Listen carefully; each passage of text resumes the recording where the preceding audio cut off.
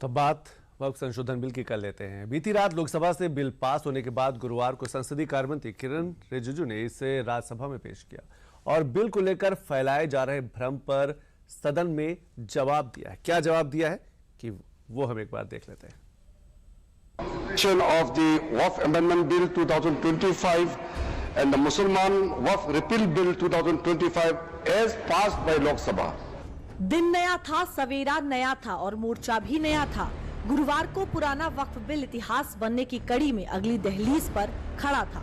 बीती रात बहुमत के साथ वक्फ संशोधन बिल पर लगी लोकसभा की मुहर के बाद अब बारी थी इसे राज्यसभा से पास कराने की और पुराने वक्फ कानून से देश को निजात दिलाने की। राज्यसभा में वक्फ संशोधन बिल पेश करते हुए संसदीय कार्य मंत्री किरण रिजिजू ने इसे उम्मीदों का बिल बताया। जो आज हम बिल लेके आया है, एक आप इसको कह सकते हैं नए सवेरा, एक अच्छा सोच के साथ जब हम आए हैं तो हम बिल का नाम को भी, नाम से तो आपत्ति नहीं होना चाहिए, नाम को हमने अच्छा नाम लेकर आया है। अब ये नया बिल का नाम होगा, इस एक्ट का नाम हो जाएगा उम्मीद। उम्मीद नाम। अब उम्मीद से तो आपका कोई एतराज तो नहीं होना चाहिए। अब उम्मीद रखने का पीछे कारण है unified Waqf management empowerment efficiency and development. वक्फ संशोधन बिल की खिलाफत करते हुए विपक्ष लगातार बिल पर सवाल खड़े करता आया है। बुधवार को लोकसभा में बिल पेश किए जाने के दौरान भी विपक्ष ने बिल को लेकर विरोध जताया था।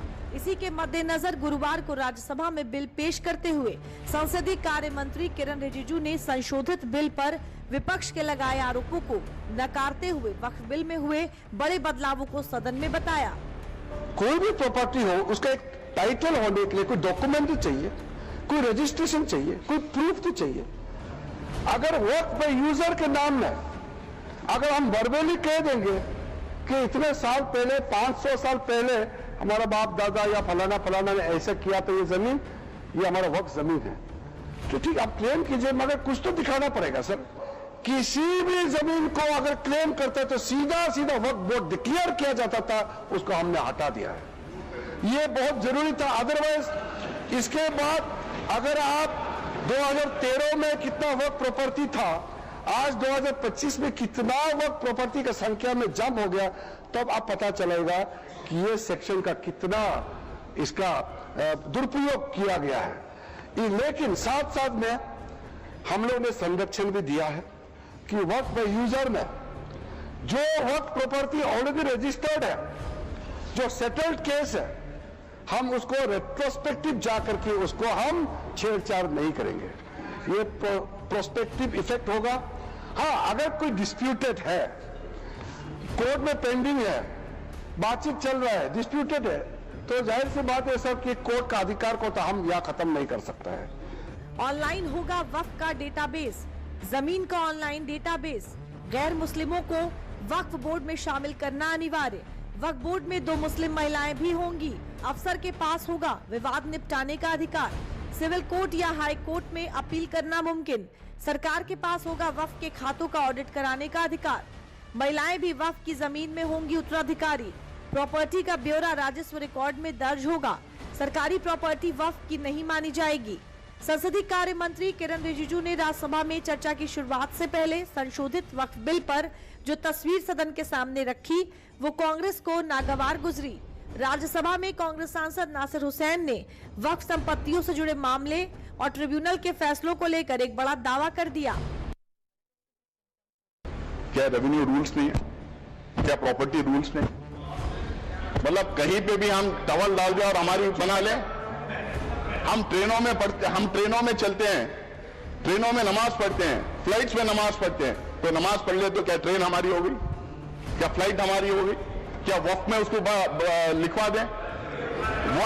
वक्फ को जो पावर दिया था, अगर वक्फ बोर्ड के सामने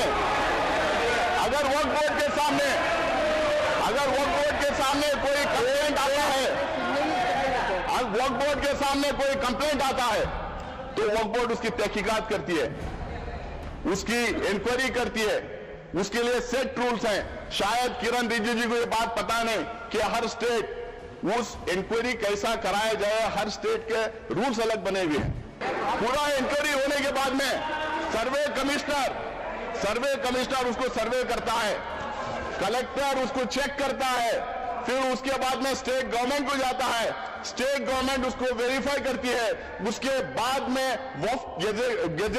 उसके बाद में सरकार उसको गेजेट करती है। उसके बावजूद भी अगर कोई संतुष्ट नहीं है तो ट्राइब्यूनल में जा सकता है।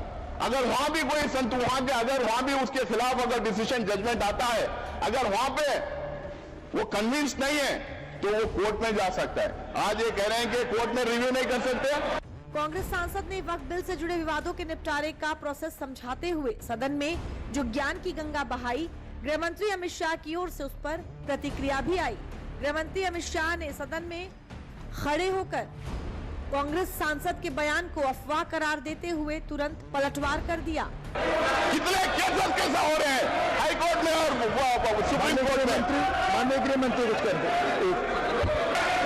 ये जो डिस्प्यूट है वो इतना ही है कि अगर ट्रिब्यूनल के फैसले से कोई असंतुष्ट है तो भूमि का मामला है, इस पर सिविल सूट होना चाहिए।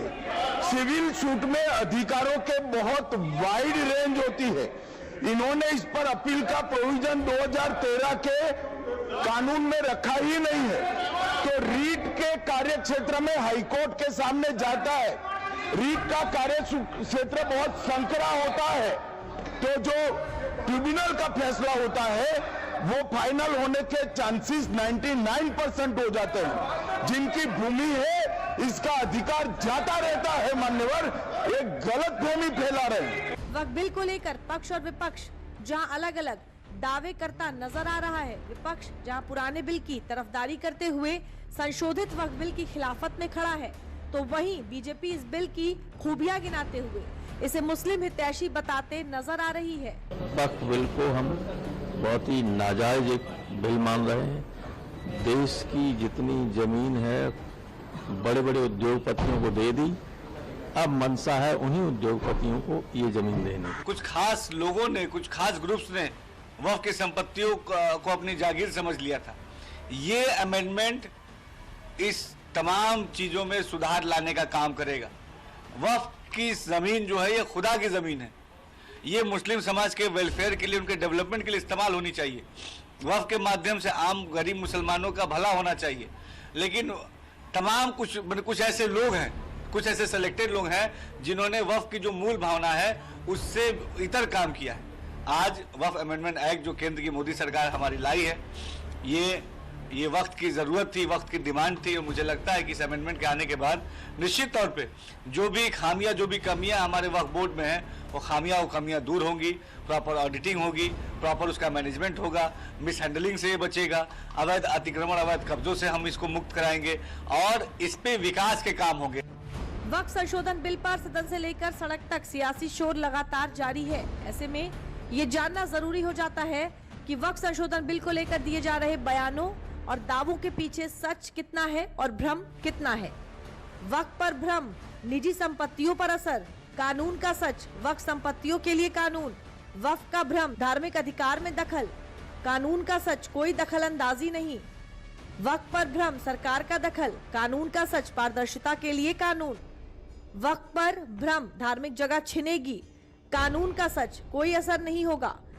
वक्फ पर भ्रम, वक्फ में गैर मुस्लिम, कानून का सच, मुस्लिम अधिक होंगे। बीती रात लोकसभा में वक्फ संशोधन बिल पर वोटिंग हुई थी, जिसमें बिल के पक्ष में 288 वोट पड़े थे, तो वहीं इसके खिलाफ 232 वोट पड़े थे। वहीं अब बिल पर राज्यसभा में वोटिंग होनी है।